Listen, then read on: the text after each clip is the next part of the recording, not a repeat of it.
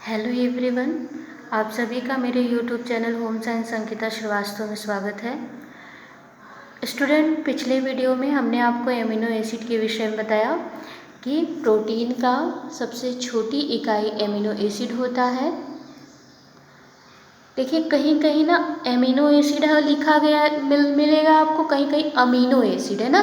तो क्योंकि इसका स्टार्टिंग ए से होता है, AMINE, तो ए को कहीं कहीं एमिनो एसिड कर दिया जाता है, कहीं कहीं अमीनो एसिड कर दिया जाता है। तो कोई अलग चीज़ नहीं, आप ये मत समझिएगा कि अमीनो एसिड अलग चीज़, अमीनो एसिड अलग, दोनों एक ही चीज़ें हैं। ठीक है, तो हम प्रोटीन का चैप्टर पढ़ रहे थे। प्रोटीन के चैप्टर में हमने आपको बताया कि प्रोटीन की सबसे सूक्ष्म इकाई एमिनो एसिड होता है।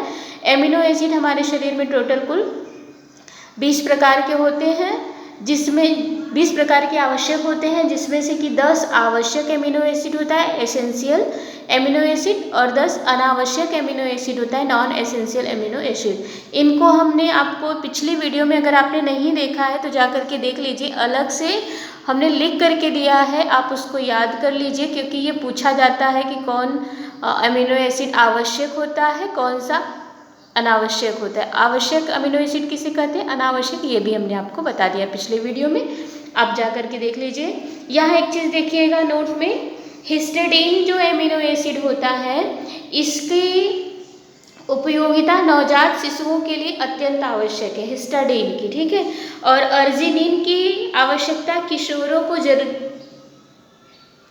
किशोरों को इनकी आवश्यकता होती है, जबकि प्रौढ़ों को नहीं होती। ये सीधा सीधा प्रश्न किया जाता है कि निम्नलिखित में से किस अमीनो एसिड की आवश्यकता शिशुओं को होती है, या निम्नलिखित में से किस अमीनो एसिड की आवश्यकता किशोरों को होती है। ठीक, तो हिस्टाडीन की आवश्यकता नवजात शिशुओं को होती है और अर्जिनिन की आवश्यकता किशोरों को होती है। इसके बाद हम प्रोटीन का वर्गीकरण पढ़ेंगे। प्रोटीन को हमने 3 आधार पर वर्गीकृत किया है, गुण के आधार पर, प्राप्ति के साधन के आधार पर और रासायनिक विशेषता के आधार पर। गुण के आधार पर प्रोटीन को 3 भागों में बांटा गया, पूर्ण प्रोटीन, आंशिक पूर्ण प्रोटीन और अपूर्ण प्रोटीन। प्राप्ति के साधन के आधार पर प्रोटीन को हमने 2 भागों में बांटा, प्राणी जगत से प्राप्त प्रोटीन और वनस्पति जगत से प्राप्त प्रोटीन।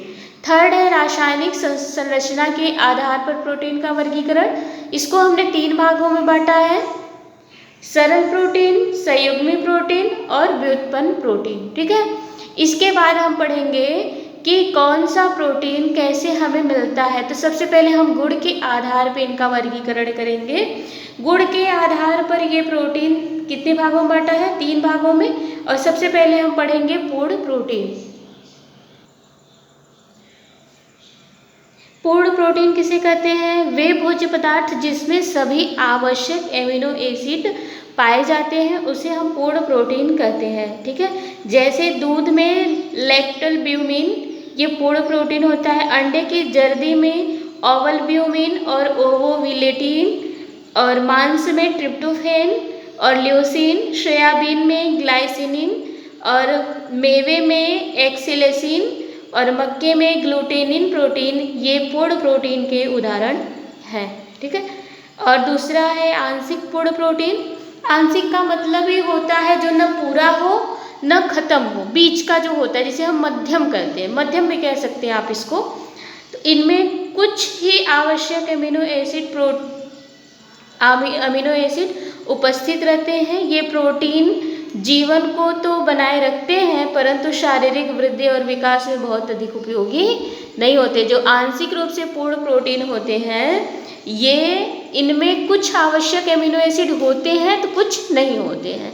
ये व्यक्ति को जीवित रखेंगे नॉर्मल, लेकिन बालक के वृद्धि और विकास में ये महत्वपूर्ण भूमिका नहीं निभा पाएंगे। ठीक है, अगर बच्चा वृद्धि के स्टेज पे है तो उसको पूर्ण प्रोटीन देना है, न कि आंशिक प्रोटीन। ठीक है, ये हमें प्राप्त कहाँ से होता है, तो दाल चावल की जो प्रोटीन होती है वो आंशिक पूर्ण प्रोटीन होती है। ठीक है, इसके बाद तीसरा है हमारा अपूर्ण प्रोटीन। अपूर्ण प्रोटीन किसे कहते हैं, ऐसा प्रोटीन जिसमें आवश्यक एमिनो एसिड उपस्थित ही न हो।